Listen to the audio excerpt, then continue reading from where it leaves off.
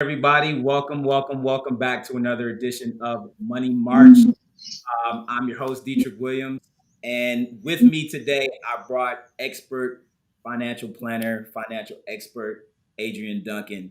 Today, we're going to talk about financial planning. So, if you've been paying attention over the last couple of weeks, my apologies for last week because we lost internet connection, but we've talked about estate planning, we've talked about life insurance. Today, we're going to talk about financial planning and just give you some cheat codes on how you can get ahead. So, without further ado, I'm going to get out of the way for a second and I'm going to let Adrian introduce himself to you guys and also tell you what he does and what he specializes in. Yeah. Appreciate it, Dietrich, man. This is an honor and a pleasure for you inviting me. I'm sure it could have been several others that you put in this position. So I feel very honored for you to have asked that I cover this topic. So give you a little background about me. Born and raised in Compton. I've been there pretty much my entire life. And my family's had an accounting firm. It used to be off of 78th and Western back in the early 60s. So I kind of got my business kind of knowledge working around the office when I was younger. I would go there on summer months and kind of assist. But what I did is I started to notice that there was a difference between where I lived and where I went to school. My mom didn't feel like the school systems in Compton were fit for me. So what she did is she would drive me out to Orange County, right, every day. So I attended school in Los Alamitos. And one of the reasons that really steered me into getting into finances is that going to school in Los Alamitos, I would see how the other side lived, right? By day, I was in Los Alamitos. By evening, I'd come back home to Compton.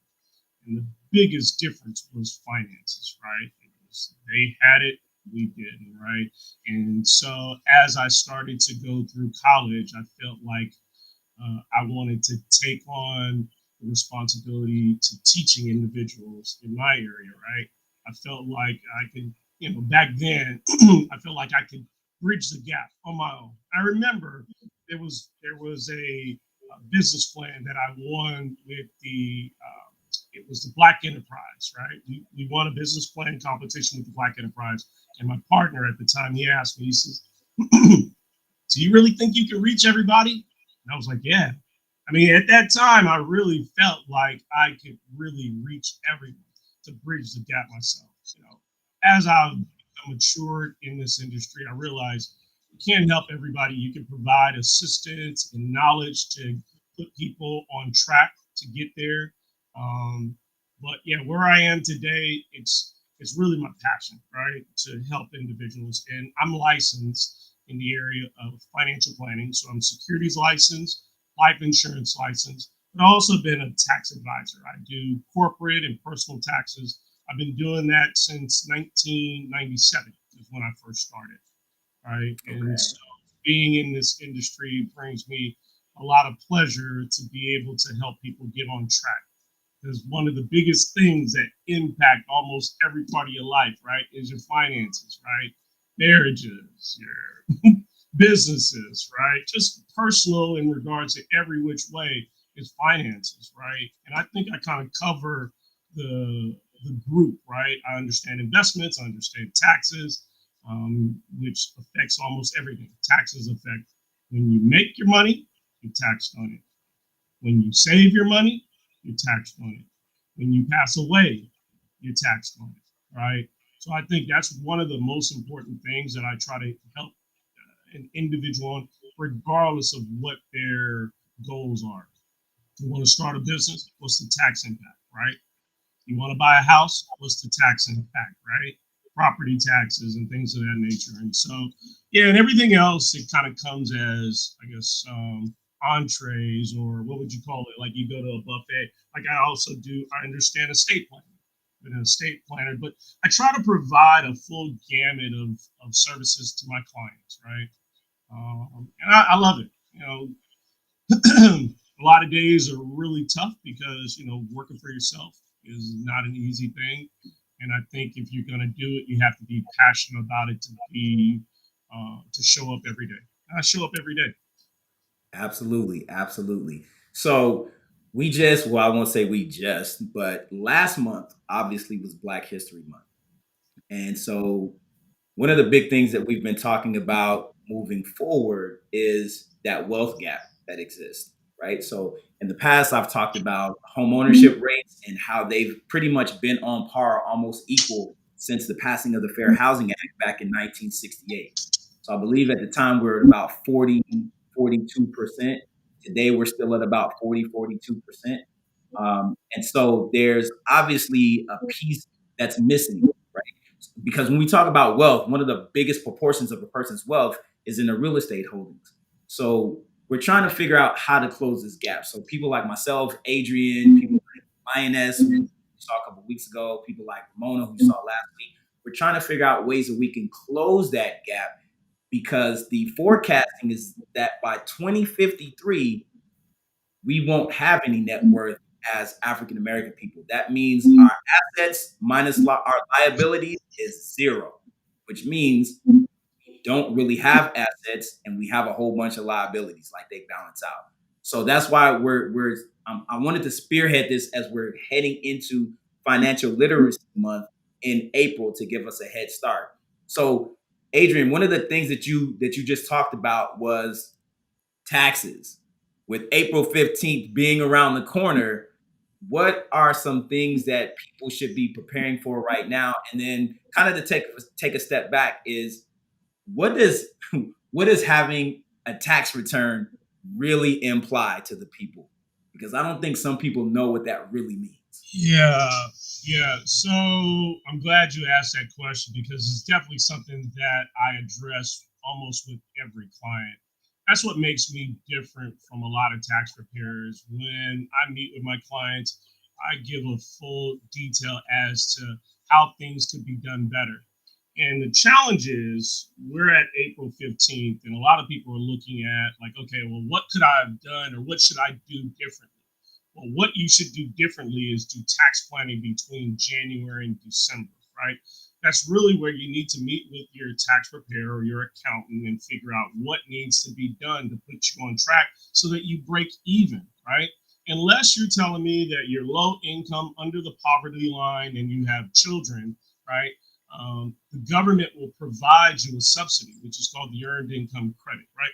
Those credits actually, when you hear people getting back 10,000 or 15,000, and the money was just free from the government, right?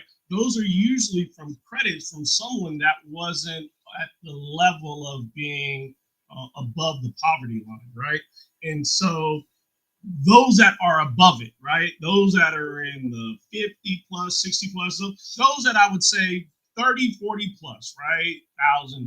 Actually, the scale is much greater. But let's just say, let's start there. If you're 30,000 plus and you're getting a refund back and you're not a small business owner, you didn't go to college, you're not working on your first 2 years of your bachelor, ultimately the refund that you're getting back in your hand is the overpayment that you've given the internal revenue, right? It really is just the internal revenue is saying, okay, well, great, you made 30,000, thank you, you gave us 12, right? Oh my goodness, 2,000 was extra. We took 2,000 too much from you. We're going to give you back that $2,000 because we took too much during the payroll process, right? In taxes. And so what I tell people is a very simple trick. You go on the irs.gov, you go in the search box, you type in withholding calculator. You only need your most recent check stub, right? Less than 5 minutes. You don't need to be an accountant to do it. All the information is on that check stub. And it's going to say, once you put in your information, it's going to say where you are today. You're going to get a refund or you're going to owe. And it's going to say, if you owe, please make these changes, right? If you get a refund, I would also say make some changes to break even, right? So yeah, when people get refunds, I'm like, actually, we could have did a better. We had better options with the money, right? We could have used the money from the refund, the overpayment to the internal revenue, to increase the contribution to the retirement, right? It could have been used on a small business, right? It could have been used as a church contribution or a charitable organization contribution. The money could have been used in different ways. It's the same thing what I tell people about the banks. You give your money to the bank doesn't hold any money there, right? The prime example: if you give the bank, if you go deposit $50,000 in there today, which is Thursday, and you go on Friday and you say, I need to take about 45,000 out, they're going to tell you come back. Can you come back Monday, right? Because we don't have those on reserves, right? Banks are in the business to making money off of your money, right? So if that be the case, why don't you use the same concept? Utilize the money that would have been extra to the internal revenue, right, and invest it in yourself in different ways. Yeah. Absolutely. So if you guys didn't get that, essentially what Adrian is saying, when you get a tax refund, you have just loaned the government money. They gave you back the extra with no interest. Interest. Every other business, when you borrow money from them, what do they charge you? Interest. So you need to treat yourself like a business as well. So, all right, perfect. If you guys have questions, put your questions in the chat. We're going to take as many questions as we can as we go through this for the next maybe 50 minutes or so. So if you have questions, put them in the chat. If you like this information, please like the channel, subscribe, give me a thumbs up in the chat as well. Give Adrian a fire emoji, whatever it is that you want to do. So I do have another quick question. Yeah. So earlier we mentioned some things just in terms of investing, right? So I know a lot of people out there who are employed may have 401ks, or if you're private, it's like a 403b or whatever the case may be. But you have a retirement plan at your job. Not necessarily a pension, right? I'm just talking about an investment plan at your job. So let's just use a 401k for example, because that's probably the most broadly known financial piece that comes from your employer. What are some things that you would advise people to do with the 401k? Like just kind of starting off with the basics, because for unfortunately for our people, a lot of times I hear, I don't have the money to move. I don't have the money to spend on a 401k. I need to have all the money because I have a whole bunch of bills and I'm living check to check, and I'll figure it out later. And then later becomes today, and then you're looking up at retirement trying to figure out, okay, well, what do I do now? So what are some things that you would talk to people about just in terms of 401ks and really how to optimize that investment vehicle? If it's one offer, get started now. Get started as soon as possible. So one of the things that I've come across, right? And I've worked with all types of clients, right? And I don't know what it is, but women seem to do the best, right? And I learned this a lot especially when I was at George office, that majority of the women clients, they focus on the goal, right? They stay consistent. And in working with that clientele, they weren't lawyers, doctors, actors, any of that. Customer service agents, individuals that had just consistently put something away every paycheck, right? Those were the ones that had the larger balances in their accounts. I mean, exceeding past those that were making six figures, right? These were just women that were making maybe about $60,000. But what they did is every time they got paid for 30 plus years, they put something away. And in the one example, the lady that was putting something away every pay period, she probably retired with $900,000 plus, right? But what most people do is they don't feel like the timing is right for them, right? Because I'm telling you, you have to break it down to the fundamentals. How much money is coming in? How much is going out, right? And I had to go through this exercise myself. I'm kind of like that guy where it was like he had the hair implant. He was like, I'm not only the owner, but I'm also I'm right. also a client. Years ago, when I got laid off, man, I was like, oh man, I had to look at the bills. And I looked at my cable bill, and it was like $250, right? I looked at my cell phone bill, and it was like $150. And I started looking at what were my wants and what were my needs, right? And when you start looking at your money start to get tighter and tighter and tighter, those wants don't seem like wants anymore, right? I cut the cable, went to streaming. I saw so many clients' tax returns show $30 cell phone bill. I moved my plan over to a $30 cell phone bill. The quick joke is I went into the store And I was like, so where do I do it? Like I'm sneaking in. I'm like, hey, where do I go? They were like, go to AT&T, and then just tell the person you want the $30 phone plan. I was like, no, man, I'm on the phone too much. I need my phone to work. And so I walk in. I'm like, hey, you guys got the $30? Oh, so they were like, yeah, right over there. I was like, really? And they were like, yeah. Like, you got iPhones? He was like, yeah, iPhones. And ever since then, maybe the last 13 years, I buy the phone outright, not the newest model, the current model. I don't need all the bells and whistles, but it's $30, right? So I've cut my expenses from where I was paying 150 to $30. That $120 can now be utilized elsewhere, right? The cable bill. And so I tell people, you start to look at your needs versus your wants. The money's there, right? It's how you're utilizing it. And Right. that additional money, start looking to contribute towards your retirement. The sooner the better, right? And one of the things that I can say, the benefit of putting money into the retirement is a dollar for dollar a reduction in your income. If you make $100 and you put away 25, you're only going to be taxed on 75, right? That's one of the biggest write-offs that you can get as an individual that's single, no children, right? You're not going to school. Where else are your write-offs? You don't have any write-offs, right?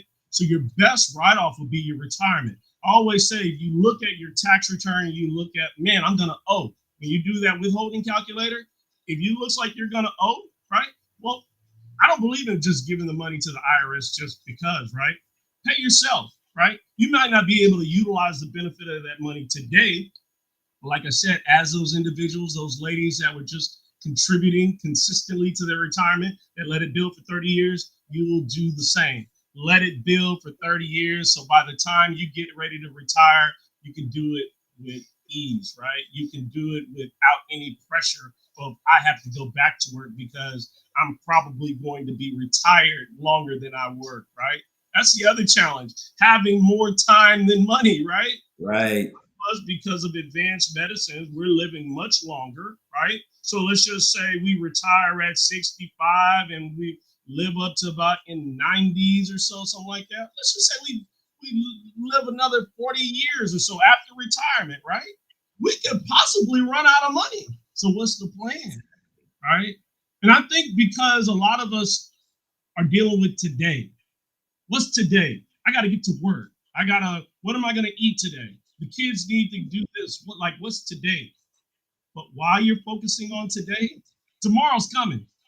All right. It's not like it's not coming, it's coming. So, what do we do about tomorrow? And so that's why, working with individuals like yourself and me, we put a plan together, right? It is important because, you may not be able to afford it, but then you may not be able to afford it, right? You might be hurting yourself later down the line. I got one client, she's in a nursing home, right? Shocked me. She's in a nursing home. Her husband passed away and he left her his retirement, right? She's ultimately living off his retirement. She never worked a day in her life. Her rent is $7,500, right? Her room, her room size, not even half this, not even half the size of my office here. She has a bed, a little TV, and a little nightstand for her medications, right? And I'm thinking to myself, like, she's in her 70s. Her her rent, $7,500 rent at a time in her life where she's not producing any income. Where's she gonna get the money? How do you come up Right. with that, right?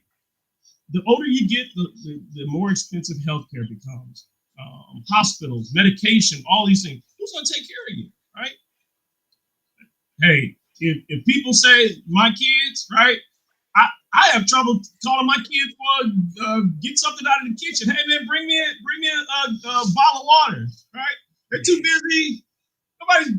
If they can't take care of me now and I'm fully able, right? Who's gonna be picking up a 200-pound guy? Like, hey, let me help you dad to the restroom. Definitely do not depend on your children to take care of you when you age out, Right? because there's a high probability that they won't. So here's why I'm going to say that. If you are not financially planning, you're probably passing down those same traits to your children, who are probably not going to financially plan. By the time you get older in retirement and you get up there in age, they're going to be older. They're going to have families themselves. and they're probably going to be living, I don't want to say check to check, but it may be a little bit tight. So if they're living tight and you're expecting them to help you out, I hate to say it, but they're probably not going to do that. It's probably going to be their husband, their spouse, and the kids that will come before you. Now, that's not to say that they won't help you at all, but that places them in a very bad position. So one of the things that I was taught is that the generation that comes behind me should be better off than I am right now. Yeah.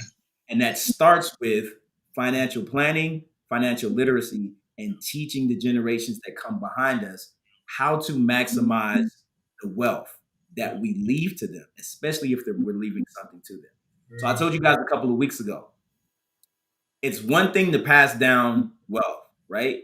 It's another thing to pass down the information to have them not only keep it, but how to grow it.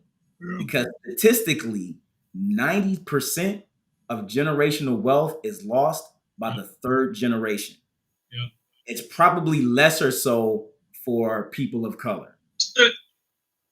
Yeah. Probably far, far less for people of color. Yeah. So you guys just want to make sure that you're getting this information.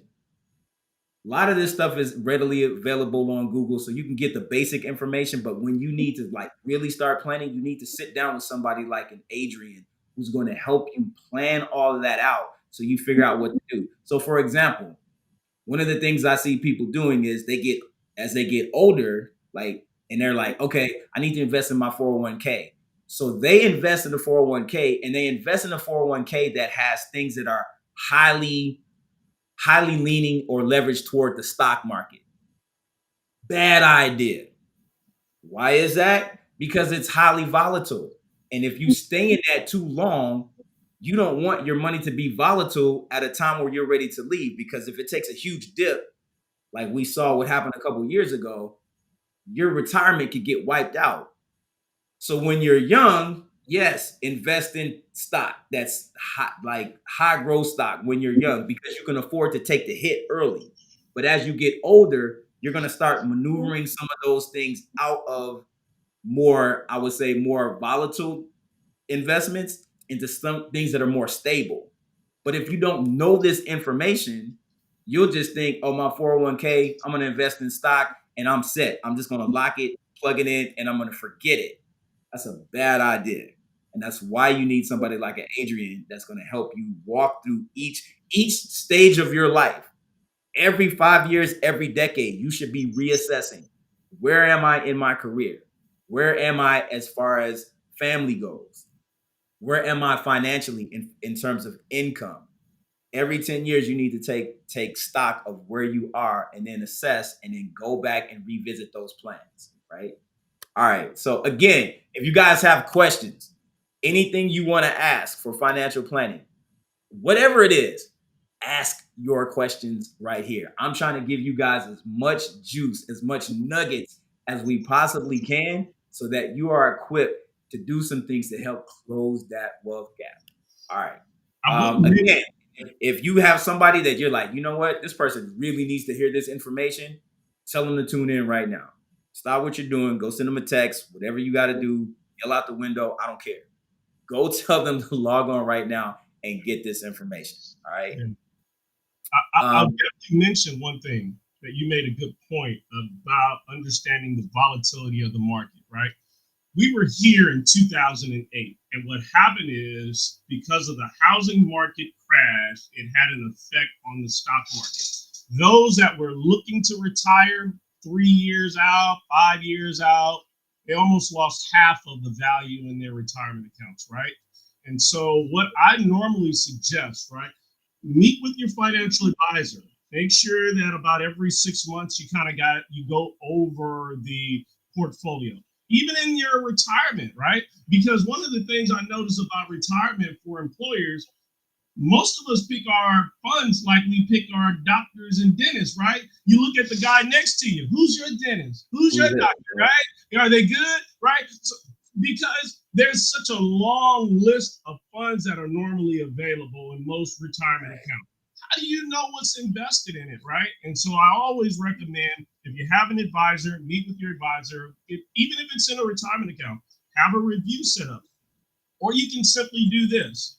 Go on Yahoo Finance. It's a simple search. It doesn't cost you anything. And you just put in the what they call the ticker. The ticker is a code for the investment. And with that ticker, most of your investments in a retirement plan are mutual funds, right? You can see what the top 10 holdings are. You can see what companies you're invested in, how well it's been doing month, year to date, 1 year, 3 year, 5 year, and since inception, right? So you have a track record of every investment to see how it's performed, right? You're not going to put your money in something that will, if you don't feel comfortable about gun laws, or you're not going to invest in the NRA, right? Or if you're against smoking, you're not going to invest your money in tobacco companies, right? That's called social investing, right? So being able to kind of peel back the onion a bit, you can see the investment within the investment, right? So the fund, let's just say it's the income growth fund, right? You don't know what's in there. So what you do is the information is there, readily available on Yahoo Finance. Put in the income investment fund, and it'll show you the top holdings, right? The top 10 holdings: Microsoft, Google, Facebook, right? So the great thing about it is you're an owner, right? You're not a majority owner, you're a very small owner, but you have a percentage of ownership in that company. And the fact is, with a mutual fund, you have a percentage of ownership in all those companies. You, mutual, us, a group of individuals, have pooled our money together to create a fund, right? That's a mutual fund, right? The great thing about it is you're leveraged, right? You can put, let's just say you got $100 in this mutual fund. The great thing about it is that $100 is diversified amongst several industries, several companies. So if the auto industry is doing horrible, maybe the technology industry is up, maybe the healthcare industry is neutral, right? It's supposed to bridge it so you just don't lose everything, right? It's not all your eggs in one basket. So that's the benefit. But I would highly recommend for individuals to make sure, meet with your financial advisor, maybe every 6 months for sure, just to make sure you're on track. And if you're 5 years or so away from retirement, start to land the plane, right? If you were aggressive and you built up this portfolio, start coming down to a risk tolerance that's more palatable, so that when you retire, the money's available, right? You didn't have this big loss where now you got to extend, like they did in 2008, their employment. I got to go back to work, or I got to become a crossing guard because, right, I retired, but I don't have the money available, right? And you pick up whatever job that's available. And so my thing is also a part of planning, right? Planning, retirement planning, tax planning, all the planning that you do sets you up for later down the line. So yeah, that is definitely something I wanted to mention.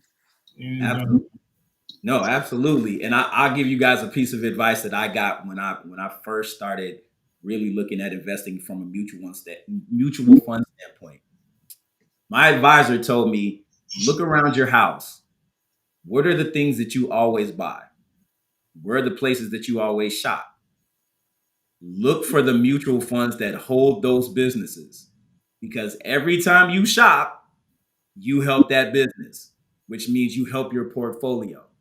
I had never thought of that. And I was like, that has to be the best piece. That has to be one of the best pieces of advice that I ever received. So I want to leave that with you guys as well. We talked about 401ks. I got one more piece on that though. So Oh, yeah, go ahead. let's reverse engineer this thing, right? Because I love the way technology is affecting the industry. And one of the things where my mind has been blown, where I really feel old, is a self-driving car, right? You're sitting in the passenger seat or the back seat of this car, and it's driving, it's turning at the stop sign, it's stopping at the slowing at the yellow, stopping at the red, right? And so what I did is I just kind of looked at it from a advisor standpoint, right? And I had to look at who builds the car. Jaguar builds the car, right? Okay, so if Jaguar builds the car, right, what's the technology that's built in these cars, right? What's the components of these cars, right? And then we start breaking down the components of this self-driving car, because it's introduced now, right? They say for the last 2 months, it's been driving in a 35-mile radius from downtown LA to um, Santa Monica to some parts of South Central LA, right? So then what we need to do is start breaking down the components of this car, finding out what companies are actually putting this car together, right?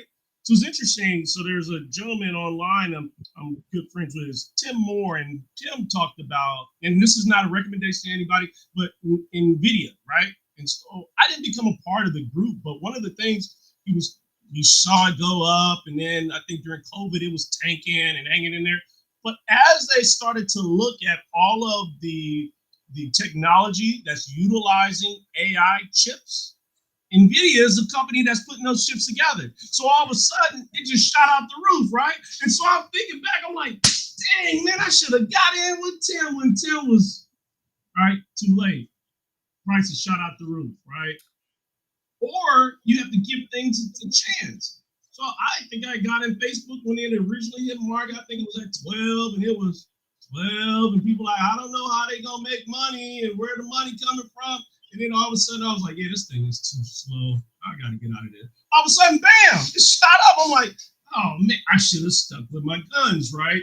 And so, like you said, and I believe that what that term is called new eyes, and that's what George used to always say, new eyes. Yep. And so having new eyes, right? What's around you, right? I went to a sushi place and it had this revolving little sushi. Well, nobody in there, no servers, anything. It's just cooks. And they put your food on these conveyor belts. Your order is the top tier. The bottom tier is just fresh sushi just coming out the kitchen, right? And you press this button and the panel thing's open and you pull it out, right? So you basically being served, self-serve, right? So they don't have any employees except for the person that introduced you in the lobby. The only employees they got are the cooks, right? You do everything from the terminal you're at. You press the button and you order your drinks, and a little computer robot comes over to your table. It knows where you are because of the program, right? Gives you your drink.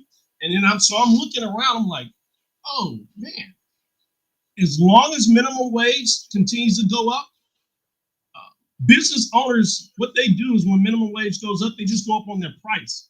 It's a certain point that they can no longer go up on their price because they'll start to lose customers, right? So if you lose customers, they lose business. So now they're trying to find ways to replace the minimum wage, and by doing that, they computerize the place, right? They have it ran by a little robot that's delivering your drink, or a conveyor belt that you press the button in and it went to the kitchen and the cook knows, delivered at the table 7 on the conveyor belt, right? Now you've eliminated one of the highest costs in any business, right? And that's the labor cost. And as the minimum wage increases, they're going to find ways to offset that, right?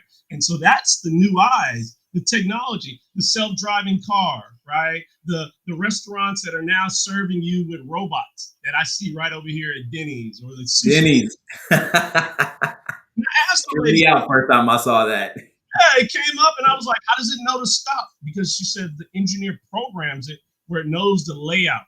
And I saw this guy walk in front of it. And what it did is it waited for the guy, right? It had space, waited for the guy to move, and then it proceeded upon its way to go to the table it was supposed to go to. I was like, it's not if it's going to happen, it's basically when. When it's going to happen. We are definitely living in that Jetsons age where things are taking over. We talk about AI and all that kind of stuff right now. So when you're looking at investment kind of options, think about what you're hearing right now. Like typically right now, if you're hearing it right now, you're probably a little bit too late. But that's where you want to keep your pulse at, is when you hear things start, people and businesses start talking about things like, hey, AI is the next thing.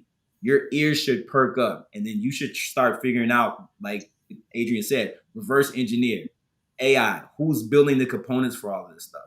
How are they going to do it? Are they outsourcing, companies outsourcing to get the coding or whatever it is that they're doing? Those are the things that you want to look at investing in. One of the channels that I follow, hope you guys follow it too, is Earn Your Leisure. They talk about investing every single Monday. So if you want to learn about investing just from a practical standpoint, like you're not ready to necessarily jump in, but you want to get some very good information, Earn Your Leisure definitely. Now, most people would say, why would you promote another channel? Because I just want you guys to have the information.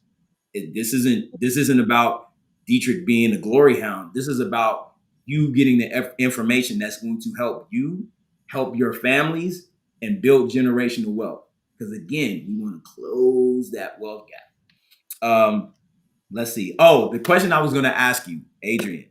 So I've heard people ask, what's the difference between a 401k and an individual retirement account?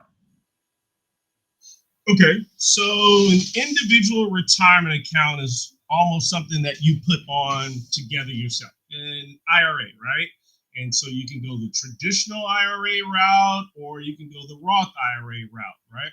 The 401k is it's an employer, it's offered to its employees to give them the opportunity to be able to save money as they're with the company. Now, some companies, what they do is it's a perk, right? And so what some companies will do is they'll say, hey, if you put away $1, we'll put away 50 cents, right? They'll match, right? So there's benefits to actually being a part of a 401k. It's all about they're doing it more so for employee retention, right? That's what the benefits are for. They want you to stick around because one of the things that a lot of people have to realize too is that you start to get matches from the employer, right? You'll see that money build up. It doesn't necessarily it's your money, right? It is your money, right? But you gotta stick out some time with them, right? It's called vesting, right? Investing. So what Yeah. happens is the match begins to vest over a certain period of time. Could be 5 years, could be 10 years, and it's available to you, right? If you decide to leave your employer, right, you got two things. You can take the money, right, or you can roll it over into another retirement account or qualified account, right? But if you don't stay the full term, you could lose the matching. The benefit that the employer was saying, hey, as you say, we're gonna save with you, right? But small print, we need you to stick around for about 5 years, and that vesting will be 75, 50, 25, 0, right? 100% will be yours after about 10 years, something like that.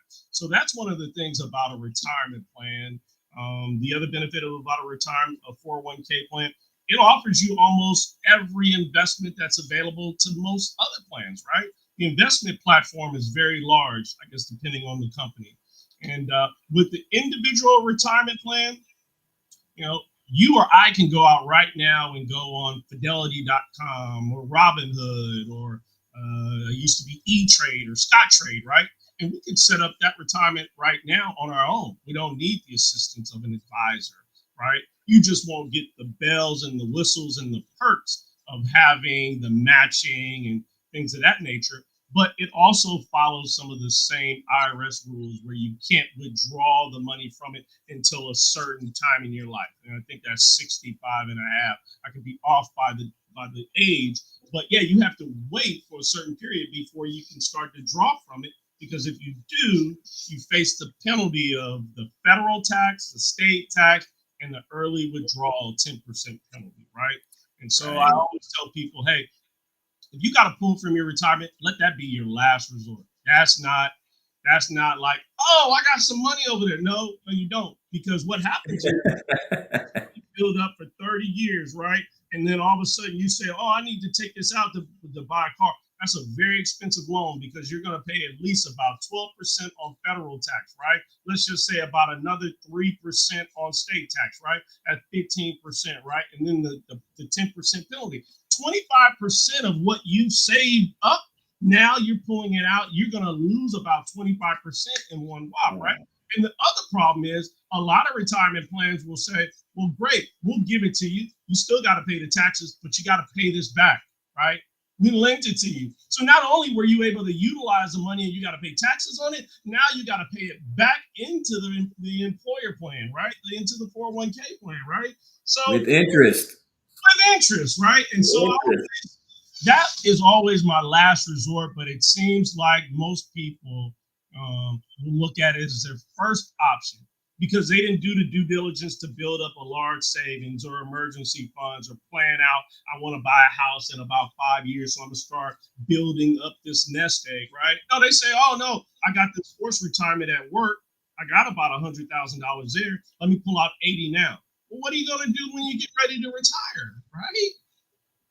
And so, yeah, my thoughts are is so many different options, but the thing that I can say for each and everybody is to start where you are. $25, $50, $100, and be consistent. No, do the budget first, right? Like I said, how much money comes in, how much money goes out, what's my wants, what's my needs? Can I cut some of these wants, take some of that money, invest into my retirement plan or my IRA plan, build that up with the intention, right? Okay, well, this IRA is for my house, right? This is for my retirement, right? And so building it up, but being very consistent on the value, and you'll know that once you do the budget. Yeah, I will say I was one of those people when I was younger. I did take out money from my retirement account. And man, I immediately regretted it. I got hit with 30%. So it was the 10% penalty plus every other tax that came with it was 20%. So automatically I lost almost a third of what I was taking out. A third for what is really my money, right? Yeah, it was your money. Third, right, my money. A third of it, and then I had to pay it back. Now, some employers will, like, let's say if you're going to go buy a house, and I've talked about this in past videos, if you're going to go buy a house, some employers will, and the government will say, okay, we won't hit you with certain taxes on top of that, right? Because you're going to use it to buy a house. But you have to be really careful about that stuff. So just make sure this is a last resort means. This shouldn't be this is the first place I'm going. This should be okay, I don't have any other options. I can tap into this, but it should be with literally you should be fighting yourself going, okay, I, I got no other choice.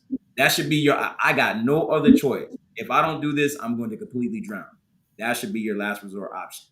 The other thing I want to talk about is um, when we're talking about making those investments, again, you just want to be really careful about what you're investing in. So I've invested in crypto, right? But it's a very small amount that I invested in crypto. And I was just like, I just want to see what happens. I had some little extra money and I said, I just want to see what happens. If I lose it, it's not a big deal. If it hits the way I want it to hit, cha-ching, I'm okay.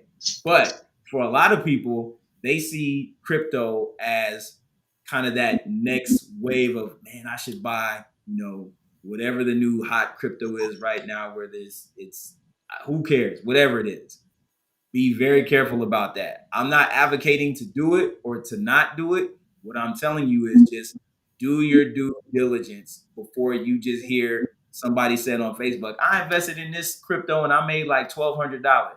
Well, that might not be everybody's story. So just be very wise about how you go about making your investment decisions. Adrian talked about it. You can't, I would be, let me put it this way.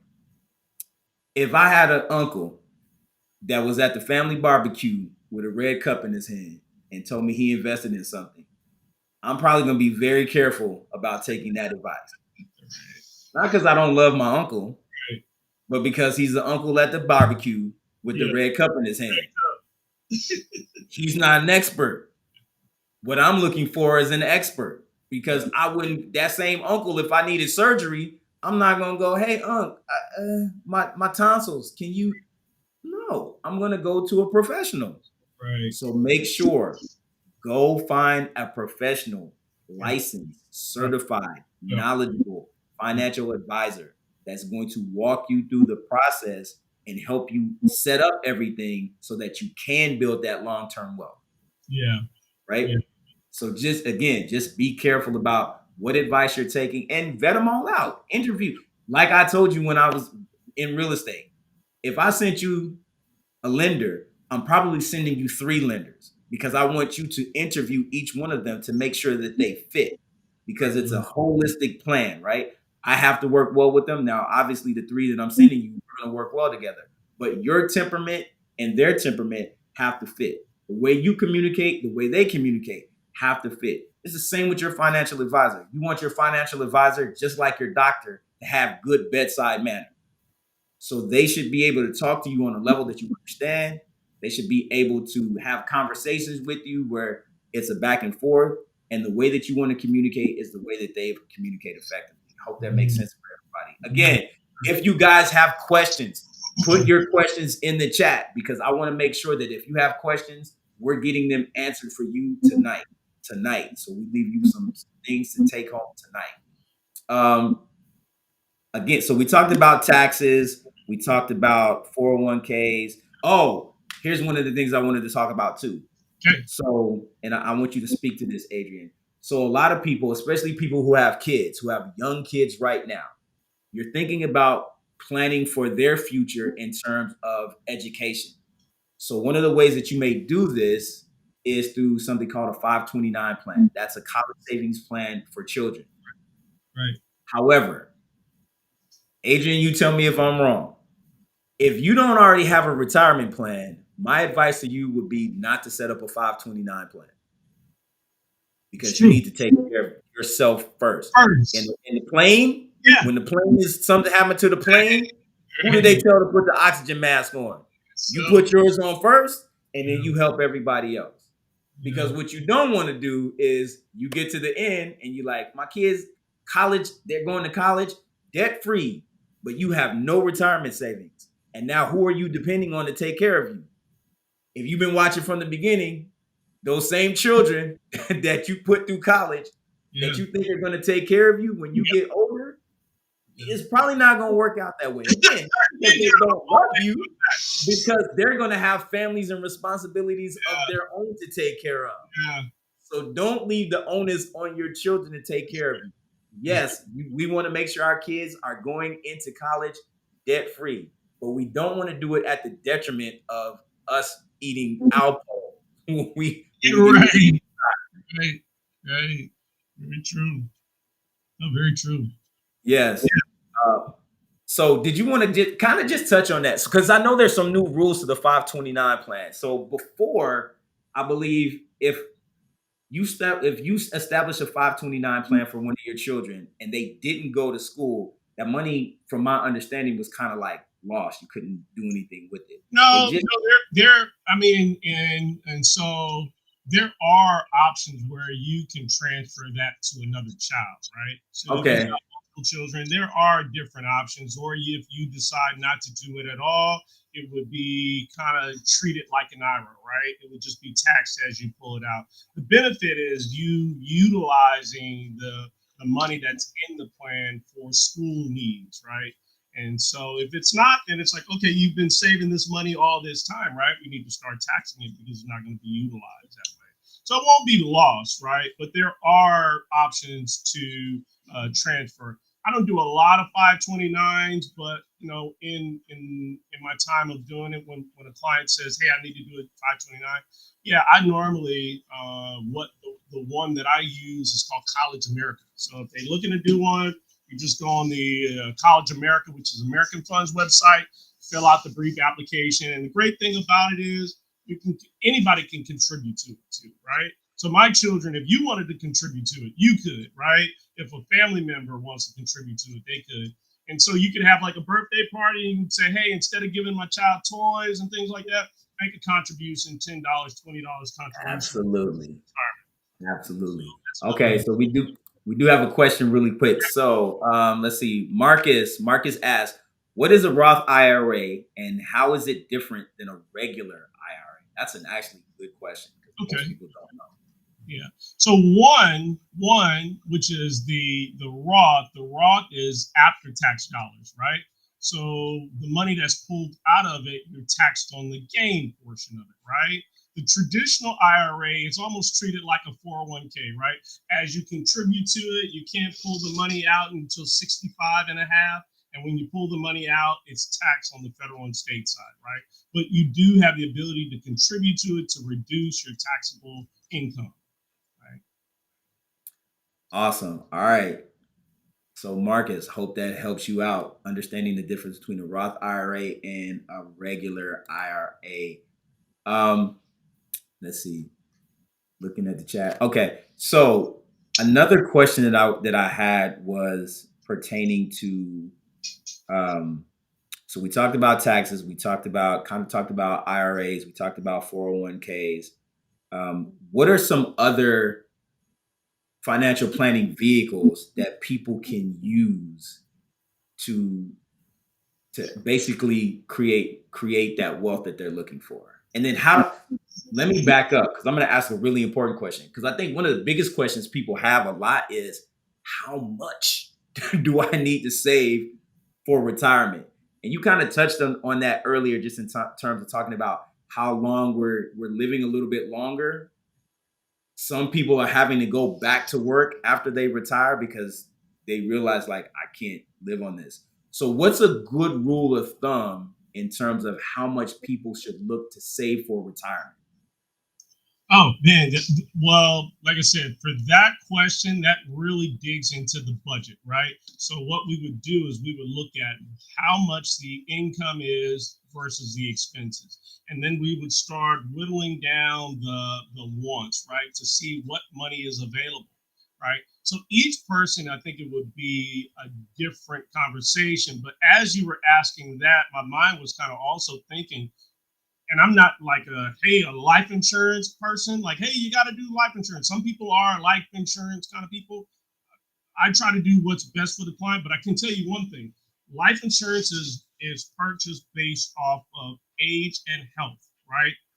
The younger you are, the cheaper it is, right? Unless you're newborn, right? Because if you're newborn, the mortality rates are high, and so the insurance can be much higher if you're under one, right? So, so age and health. So the healthier you are, right? No health conditions, and the younger you are. My thought is instead of getting like a 529, which is great, it could be a part of the portfolio, but actually getting insurance on children early, right? Not for the benefit to say, hey, waiting for this kid to pass off so I can collect this money. No, because let's just say, for example, you go out and your child is 5 years old, you get them, and that's the other thing. You can't get more insurance on your child than you have on yourself, right? So if you don't have $250,000, you can't get $250,000 on the child. But in this example, let's just say you got a half a million on you, and you go out to get 250,000 on the child. What that does, that $250,000 policy, whether it be a VUL, a UL. I like VULs because it's You like, got to now. You got to break that down. Tell them what a VUL and a UL are. yeah, so the VUL, what it's called, is a variable universal life. And what happens is you pay into an insurance plan, right? And let's just say the insurance is $50 and you put in $100 per month, just to keep the math simple. 50 of it would go to the cost of insurance, right? The other 50 would go into the mutual funds that you choose, right? Like a retirement account. And so that retirement account, those sub accounts can be, you could be aggressive, moderate, conservative, right? Almost like a retirement account. And so what this does for the 5-year-old child, as it's building cash value, they're also insured 250,000. So when they're 40 years old, 50 years old, they still got a $250,000 policy that you've been paying into the cash value. So the cash value has grown, right? And then they're still paying the same rate they were when they were 5. So now within their budget, this life insurance plan now, which is to protect him and his family if something were to happen, if something happens to him, right, or her, their family would get the proceeds, the cash value that it's built up, right, along with the insurance, and they would have still been paying $15 a month, right? Whatever the case may be. I just threw some numbers out there. But I believe that that is a very good strategy because what you do is you actually set that child up so when they have their family, they're kind of prepared, right? They have that insurance coverage because that's all insurance is. It's an income replacement. If something were to happen to you, right, then that income gives the remaining spouse or family the ability to transition into a new lifestyle or continue to keep the same lifestyle, right? And guess what? You're still on the same cost as it was when you were 5, right? So I look at that as probably one of the better options. As now, you can do 529s too. And like I said, I'm not just an insurance guy. One shoe doesn't fit all. So it's definitely different for each person. But I can say you can definitely set up a child a lot better early with the insurance instead of them trying to get that $250 policy, $50,000 policy now, and then paying hundreds of dollars, right? You'd be paying hundreds of dollars as opposed to the $15 that the parent was paying maybe up until they were like 19 or so. The parent just pays it to cover them, right? But it's Right. for protection to hand off the generational wealth, right? Because my thing is, and I remember one of the questions that you asked earlier was like the wealth gap between those that have and those that don't have, kind of like on a color basis, right? I almost think it's a class basis. It's the high income earners, which is all shades of colors, to the low income earners, which is all shades and colors. I really believe it's the information, right? And I feel like we all, right? We all are holders of information. So I think we should all, each one teach one. Reach back, help that next person. You don't lose anything by informing someone where your advisor may have helped you, right? But a lot of times, what most people feel like, hey, if I tell them, they're gonna, be better off than me, right? I'm gonna lose something. I don't look at that in any kind of way. I feel like if I've given information, it was because I was privy to it, I had the experience, and I can help someone else. And I think the more we inform each other, I think that is the bridge of the gap. It's the information, right? Because some people just don't know what questions to ask because they don't know the questions. They don't know the subject matter well enough to know the question. So if you can't ask the question, then you sit in limbo, right? Not knowing. And, You're waiting for an answer that you have no question to. yeah, And exactly. it'll never come. It'll never Exactly. come. And that's So why we're doing this right now. yeah, this Is is we also what want you you guys to learn the questions to ask. We want to teach you the basic speak, right? So that you go in and you're armed and prepared to have these conversations with the future financial advisor, to have these conversations with your spouse or your parents or your children. We want you to start having these conversations, especially around the dinner table when you're driving into school or driving into work. These are the conversations we want you guys to have, right? Because again, I'm a firm proponent that says, people will say knowledge is power, but I'm going to say applied knowledge is power, right? Because if you get all of these nuggets and you don't act on them, that really didn't do you any good. We want you to act upon it, right? Now, again, I'm not going to be here to try to sell you into investing and doing all of this stuff, but you have to understand how this wealth game is being played. And again, I'm going to say this: if you don't have a seat at the table, it's probably because you are on the menu. You don't want to be the person on the menu. You want to be the person who's having a seat at the table. And not that money solves every problem. Obviously, it can't buy happiness. It's not going to get you out of certain health conditions. It may make your quality of life better if you do have health conditions. But when you are in that echelon where you have money, you have a little bit of power, more than that, you have options. You have leverage. and that's Because what you don't want to have happen is, oh, the government's going to take care of me. And somewhere down the line, the government says, I don't know what you thought. We're broke. We don't have it. Good luck. And now you're stuck, right? You don't want to depend on your kids because little Johnny's going to take care of me. And then Johnny gets married and has 4 kids of his own.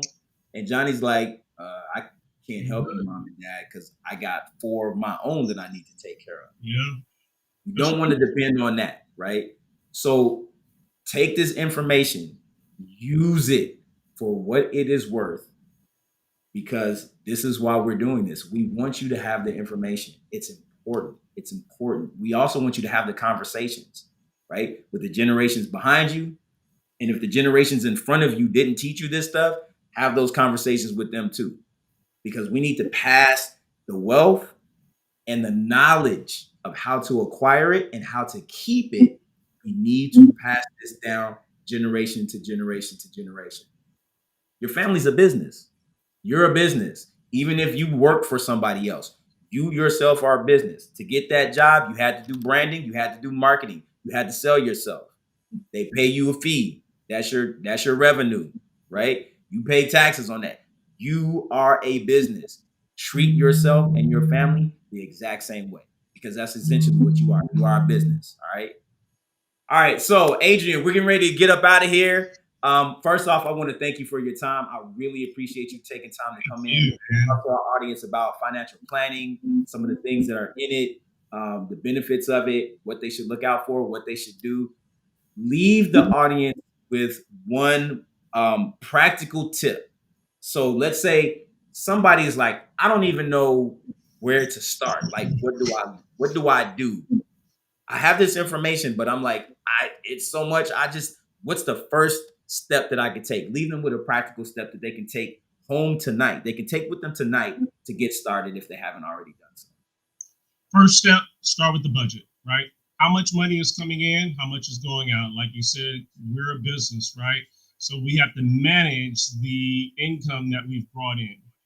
Remove some of the wants, right? Start to see if you can start creating income by removing the wants. Set that money to the side, right? Put a pin in that. Second thing I want you to do is take your most recent paycheck stub, where you are today, go on the IRS website, go into the withholding calculator, run the calculator, make sure that the calculator has you breaking even, right? And now, what you want to do with the extra money that you save from them pulling money from your payroll and the money that you save yourself in your budget, I want you to start looking at either investing into the retirement plan that you have at work.